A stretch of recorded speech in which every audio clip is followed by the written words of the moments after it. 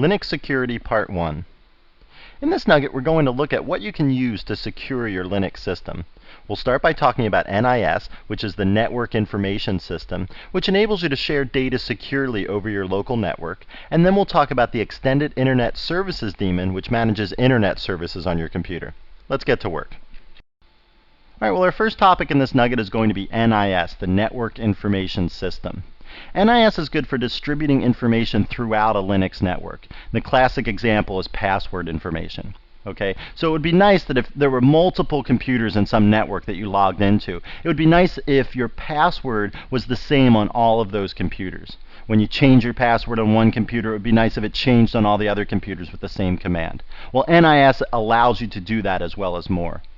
Okay, the NIS uses a standard client-server architecture. So the basic way it's set up is that each NIS domain has one master server that holds this shared information like the password file. Okay, then clients that are out there use NIS to get the information stored in the server's databases. And the databases that shared information in NIS are called maps. So now there can be more than one server. There's always one master server, and then there can also be slave servers. If you find your master server is just getting pounded with too much responsibility, then you can have slave servers to distribute the load amongst another computer. Okay, but we're going to, for our example in this nugget, we're just going to assume that we have one master server to set up. All right, so let's look at how to set up an NIS server. The first thing that you do is you set the NIS domain name. Now, the NIS domain name is not the same as the DNS domain name. Okay, think about IBM.com, for instance. In IBM.com, we're not going to need to share like password information on every single computer in the whole IBM.com network. Okay, it's probably sufficient to share password information amongst all the machines in some project or something. So typically, NIS domains are smaller than DNS domains. NIS domain names should be different than DNS domain names, even if the NIS domain encompasses the whole DNS domain just for security reasons. You should always make sure the NIS domain name is separate or different than the DNS domain name. Once you've done that, then you configure and start the server daemon, which is called ypserv. Then you initialize the NIS maps, that shared information. You have to initialize that and create the files that are then going to be shared across the network. And then you start the NIS password daemon. Okay? Now let's talk about how to configure an NIS client. All right? The first thing you do again is you set the NIS domain name. And this should be the same domain name that you set for the server so that the client and the server can talk to each other.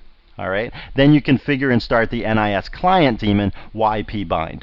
All right, we're going to go over how to do this and how to configure a server on the Linux screen. I just wanted to give you these two slides as a reference point so you can come back and see where we are in the whole process.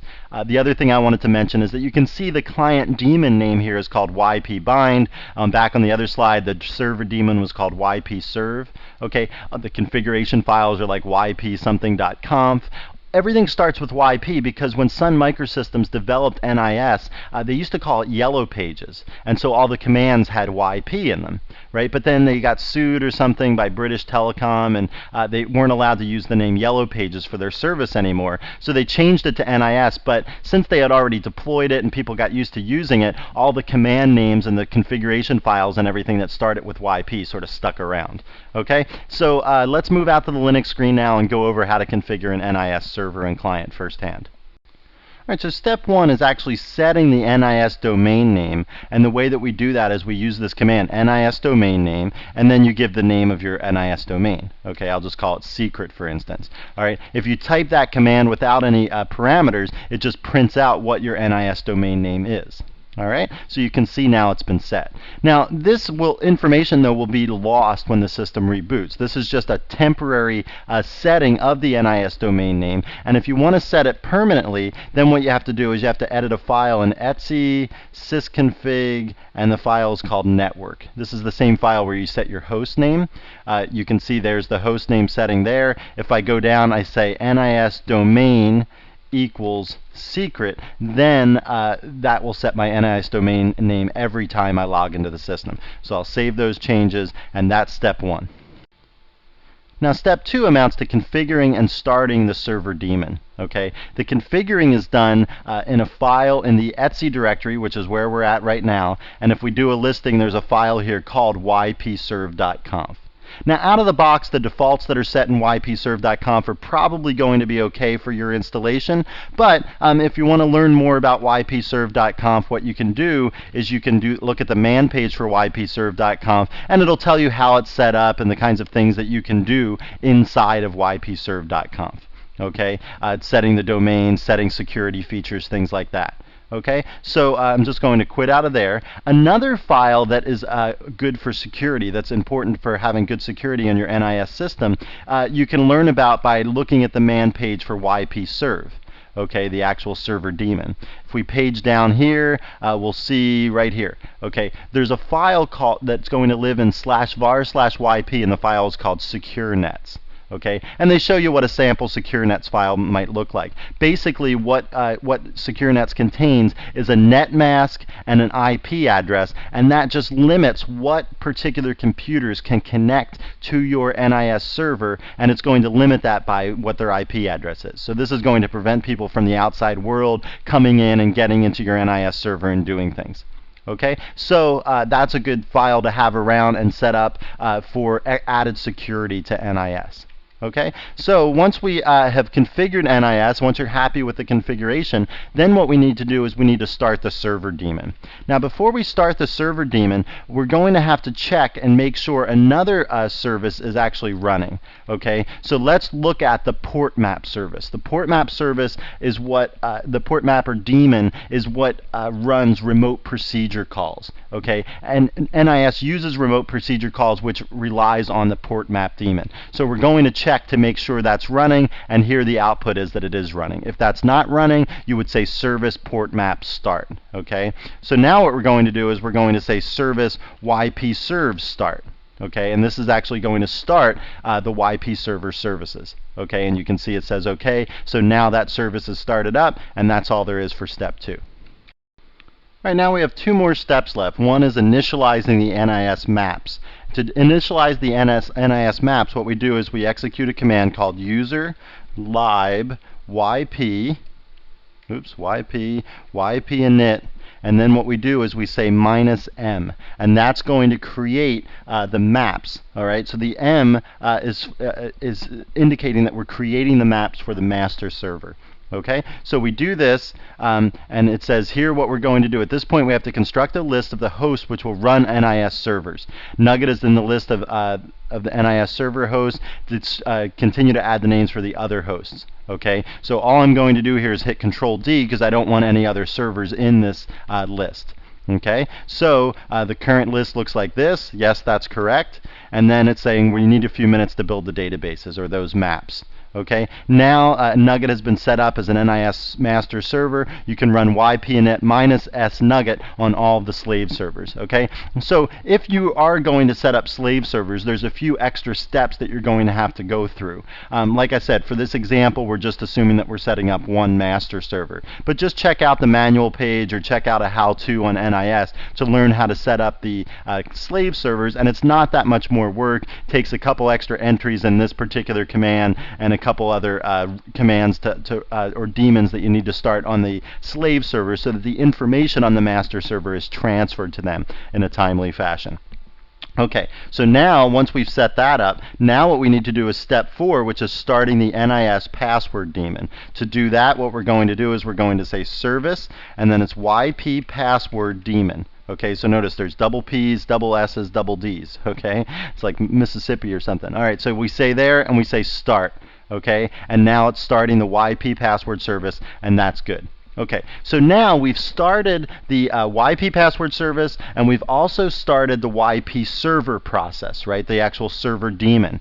But the way that we started them was just by typing at the command line to start, right? If you want to start these every time that you that the system boots up, then what you need to do is you need to go to that Red Hat Config Services graphical user interface, and inside of there, you're going to be able to configure what services start at which run levels and so on. And if you go all the way down the bottom here, there's 2 things right here, YP password and YP serve. Okay, this YP-Exfer daemon, this is the transfer daemon. This is what needs to be on the slave servers so that they will get the information from the master server every time something changes. Okay, but we're not going to install that because we're not dealing with slave servers. All right, so you need to make sure those two are started every time. Okay, so we're going to say save. Okay, and we'll just exit out of there. Since we've already started them, we don't need to start them right now. And so that's it for starting the NIS password daemon and getting it to start at all subsequent boots. All right, well now let's talk about configuring an NIS client. Now remember, the first step to configuring an NIS client is setting the NIS domain name for the client. And we do that in the exact same way that we set the NIS domain name for a server. Okay, so the next step is to configure and start the NIS client daemon. So to configure the client, you can see here we're in the Etsy directory. If I do a listing, there's a file down here called yp.conf. Okay, this is the configuration file for NIS clients. So what we can do is we can either edit that file by hand, and if you want help doing that, just check out the man page for yp.conf. Basically, what you need to put into yp.conf is the name of the server that is the NIS server for your domain.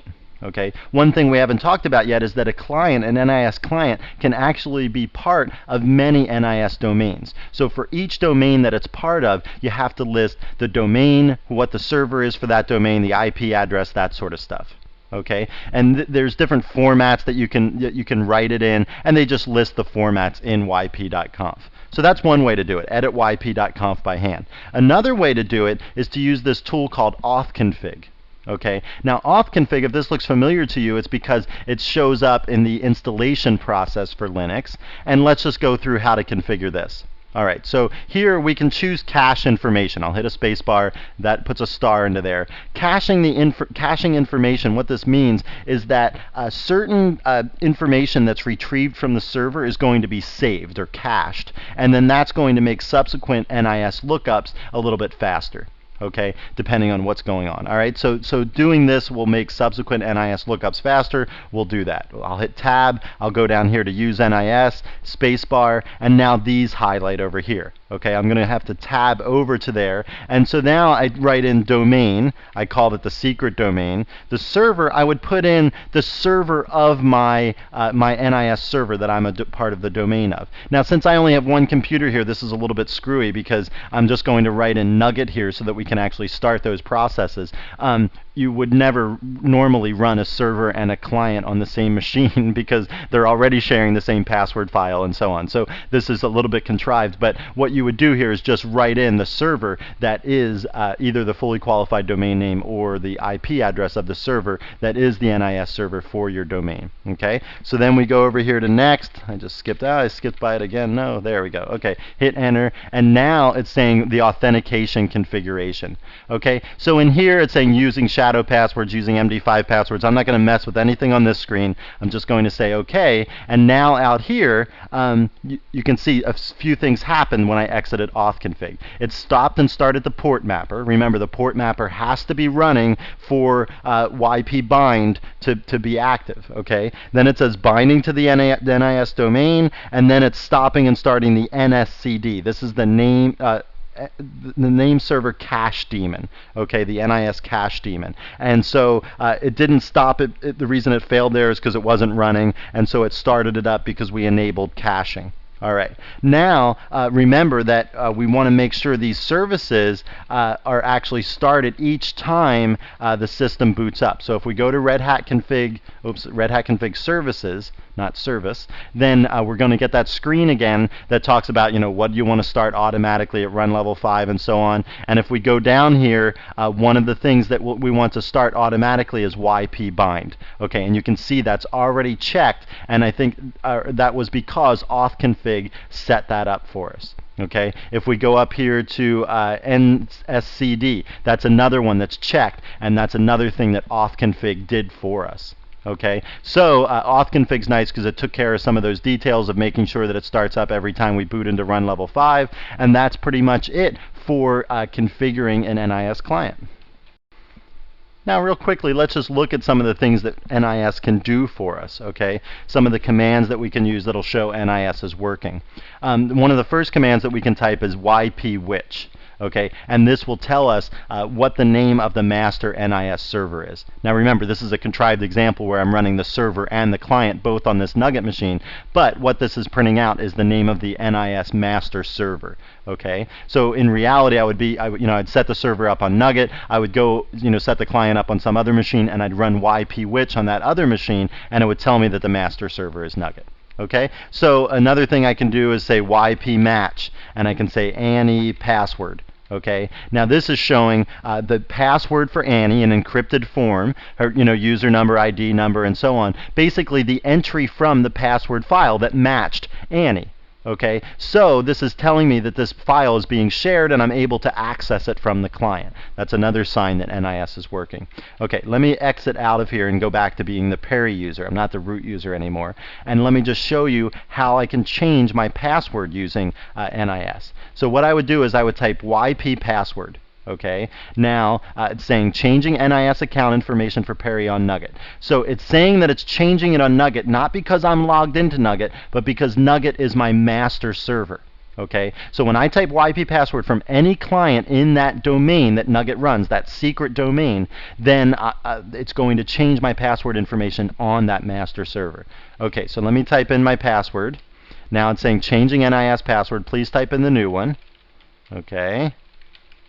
Boom, boom, and now the NIS password has been changed on Nugget. Again, because it's been changed on Nugget because Nugget is the master server, not because Nugget is the machine I'm logged in on. Right? You have to forgive the example again. Right? The fact that I'm running the client and the server on the same machine. Okay, so this is the kind of stuff that tells you that NIS is working. You can use this to verify that NIS is working, and now you've set it up so that each time you log into the system, what's going to happen when you set up this domain correctly, every time you go to log into the system, you're actually your password information is being verified on the NIS master server. And the way that this works is you type in the plain text password on your local machine, whatever machine you're logging into. Okay, then that password is encrypted on that local machine. All right, and then the local machine will look to the server and say, hey, there's that string, there's the password string that I'm seeing, and then it will compare the two, and if they match, then it says, hey, you're authenticated, you can log in now. So your plain text password never traveled over the network, only the encrypted version of the password, and this is impossible to break, basically, right? So this is one of the things that NIS does well. All right, so that wraps up NIS for us. All right, well now let's talk about the Extended Internet Services daemon, which is known as ZynetD. Okay, let's just take a step back for a second and talk about how client and servers programs interact over the internet. Okay, so use FTP as an example. FTP has a server out there, and then there's an FTP client running, say, on our local machine. All right. Now the FTP client on our local machine, we ask that client to establish a connection to some FTP server. If we don't specify what port to establish that connection over, it's done over port 21 because that's the FTP port. We talked about those default ports back in the introductory videos. 23 was the default port for Telnet, and 80 was the default port for HTTP. Okay, so our client says to the FTP server, we're trying to communicate with you. It tries to do that communication over port 21. Then the server that's sitting on the other side at port 21 says, yes, okay, I can see you. Let's do this communication. And now they're sort of linked up, and now we can use FTP. All right, we can download files or upload files or do whatever we do with FTP. Okay, so what ZynetD does is it manages all those sorts of services. All right, all these internet services. And the way that it does it is there's a directory out there called /etc/zynetd.d. And each file in that directory specifies a particular service that ZynetD manages. All of those services are disabled by default. All right, so if we need to start up some service that's managed by ZynetD, we need to go in and enable that service. We did it the other day, a few nuggets ago, for FTP. All right, for FTP, we had to go into Etsy ZynetD/FTP and enable the FTP service. Okay, so that we could set up an FTP server on our machine. All right, what I want to do now is go out to the Linux screen, look through the Etsy ZynetD.d directory, and talk about some other ways to enable services that are managed by ZynetD. All right, well, we're already in the Etsy directory. Let's go down into the ZynetD.d subdirectory and do a listing. And you can see all the different services that ZynetD manages. Here's VSFTPD. That's the file that we messed with a few videos ago when we wanted to set up an FTP server. Here's the Telnet file. That's going to control the Telnet service.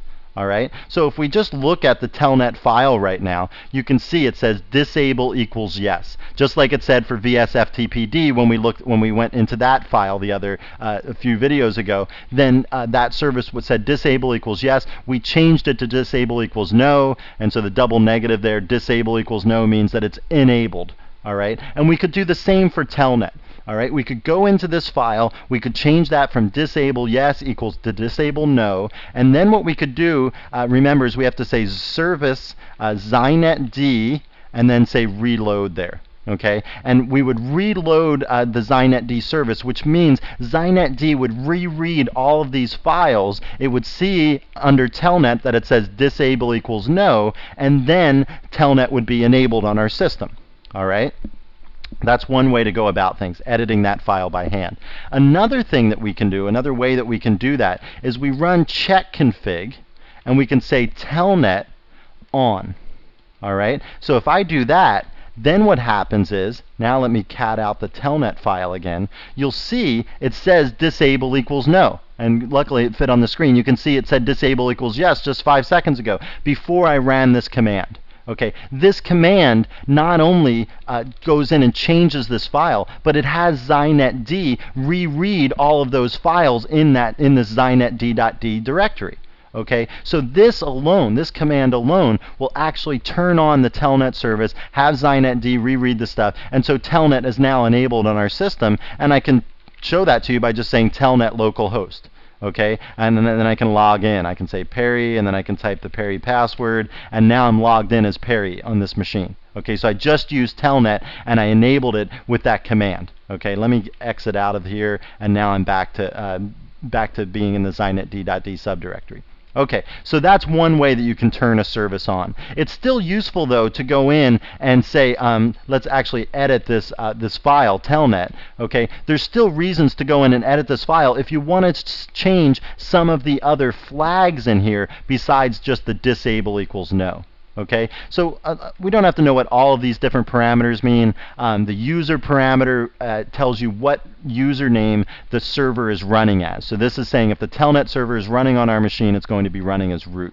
This is the actual executable of the Telnet server. This is what gets logged when there's a failure, and what gets logged is the user identification number. Okay, let's look at a couple other useful parameters that you can set in here.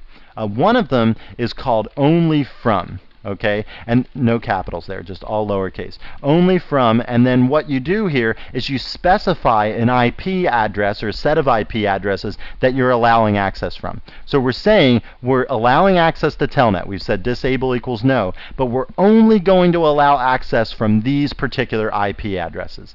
Then the way that you specify the IP addresses in here is in what's called CIDR notation, classless interdomain routing notation. All right, I don't think I've talked about this yet in any of the videos, so I'm just going to briefly mention it. Here's an example of CIDR notation. Maybe you've seen it before. So 192.168.0.0/24. What does this mean? All right, remember that an IP address, each one of these numbers here is really an 8-bit number. Binary digits, zeros and ones. There's 8 binary digits representing each one of the numbers in between the periods. Okay, so since there's 4 fields there, 8 bits per, there's 32 bits for an IP address. Okay, 32 binary digits for an IP address. All right, what the 24 is saying is that the first 24 bits, those 3 numbers right there, are fixed. And the last 8 bits are flexible. They can be anything. So what this is saying, the IP addresses that this is specifying is like 192.168.0.anything, 0.5, 0.53, 0.97, up to 0.255. Okay, so that's what this address format is this notation is specifying. That's the IP addresses it's specifying. There's another directive here that we can use that's called no access. So I can say no access, All right, and now I've turned this around. I'm saying yes, Telnet's enabled on my machine, and everybody in the world can access it except the machines with this particular format for their IP address.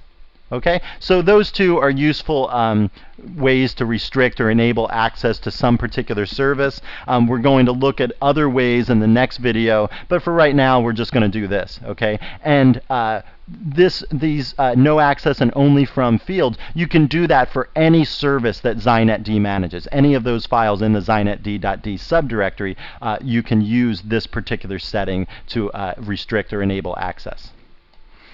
All right, well, it's time to wrap up our first nugget on Linux security.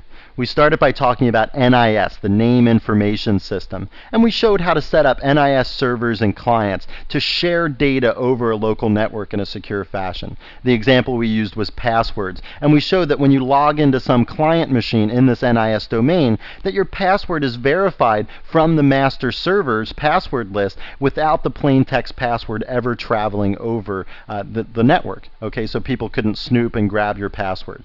Then we talked about the ZynetD, the Extended Internet Services daemon. All right, and this is responsible for managing all these various internet services like Telnet and FTP.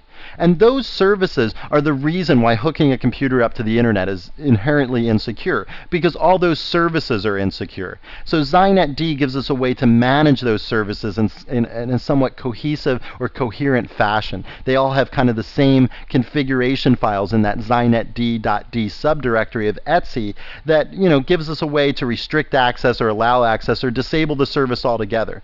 Certainly the most secure computer is one that's not hooked up to the internet, or if it is hooked up to the internet, it has all of the possible services that you could get into it just completely disabled, okay? But sometimes you need some of that functionality, and ZynetD just gives us a way to manage those services in a cohesive way.